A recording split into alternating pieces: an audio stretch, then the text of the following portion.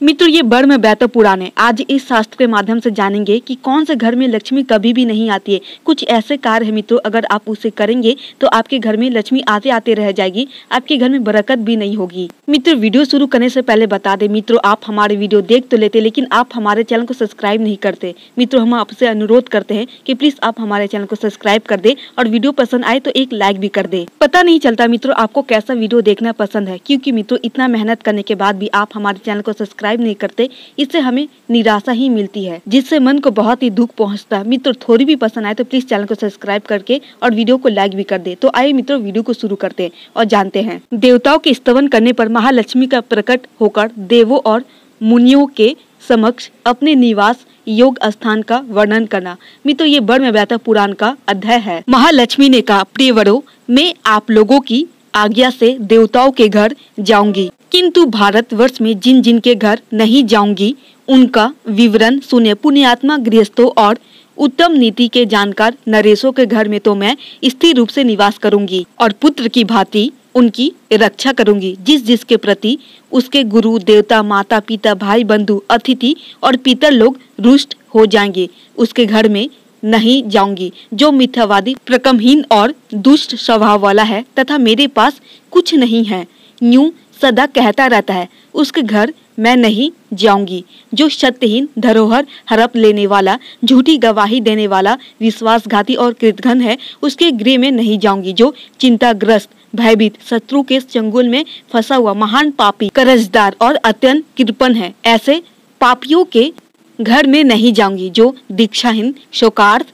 मन बुद्धि और सदा स्त्री के वश में रहने वाला है तथा जो कुलटा स्त्री का पति अथवा पुत्र है उसके घर में कभी नहीं जाऊंगी। जो दुष्ट वचन बोलने वाला और झगड़ालू है जिसके घर में निरंतर कलह होता रहता है तथा जिसके घर में स्त्री का स्वामित्व है ऐसे लोगों के घर मैं नहीं जाऊंगी।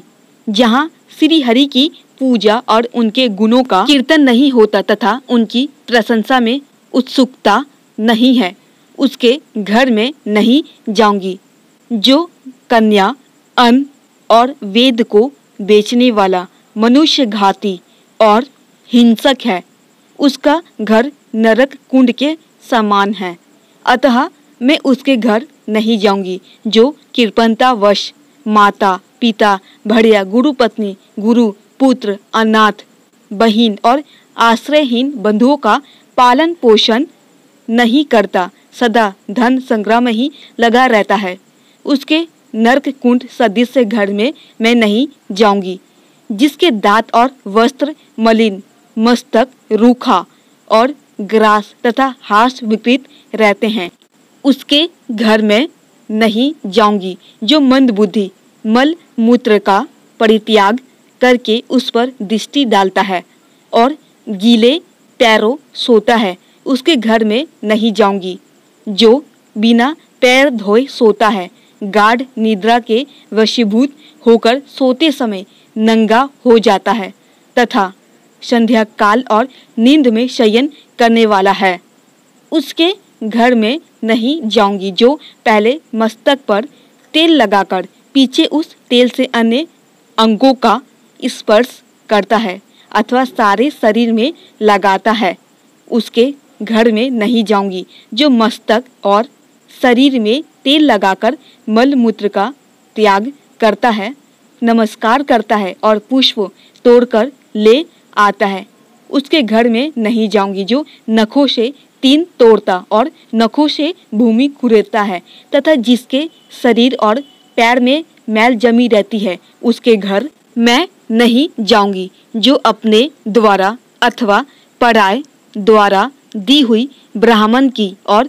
देवताओं की वृत्ति का अपहरण करता है वह ज्ञानशील ही क्यों ना हो उसके घर में नहीं जाऊंगी। जो मूर्ख कर्म करके दक्षिणा नहीं देता वह सठ पापी और पुण्यहीन है उसके घर में नहीं जाऊंगी। जो मंत्र विद्या झाड़ फूक से जीविका चलाने वाला ग्रामयाजी पुरोहित वेद रसोइया और देवल वेतन लेकर मूर्ति पूजा करने वाला है उसके घर में नहीं जाऊंगी। जो क्रोधवश विवाह अथवा धर्म कार्य को काट देता है तथा जो दिन में स्त्री प्रसंग करता है, उसके घर में नहीं जाऊंगी। नारद इतना कहकर महालक्ष्मी अंतर्धान हो गई। फिर उन्होंने देवताओं के गृह तथा मृत्यु लोक की ओर देखा।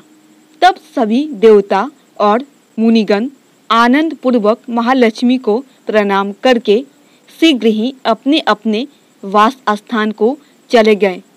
उस समय उनके गृह को शत्रुओं ने छोड़ दिया था और वे सौदों से परिपूर्ण थे। मुने फिर तो स्वर्ग में दुंदुभियां बजने लगी और फूलों की वर्षा होने लगी। इस प्रकार देवताओं ने अपना राज्य और स्थिर लक्ष्मी को प्राप्त किया। वत्स, इस प्रकार मैंने लक्ष्मी के उत्तम चरित्र का जो सुखदायक, मोक्षप्रद और साररूप है वर्णन कर दिया। अब और क्या सुनना चाहते हो? तो मित्रों, ग्रंथ के अनुसार यही कुछ ऐसे लक्षण हैं। यदि ये आपके घर में दिखते हैं तो महालक्ष्मी रुष्ट होकर उस घर को त्याग देती है और उस घर में कभी प्रवेश नहीं करती। तो मित्रों, उम्मीद करते कि आप ये सारे काम ना करें।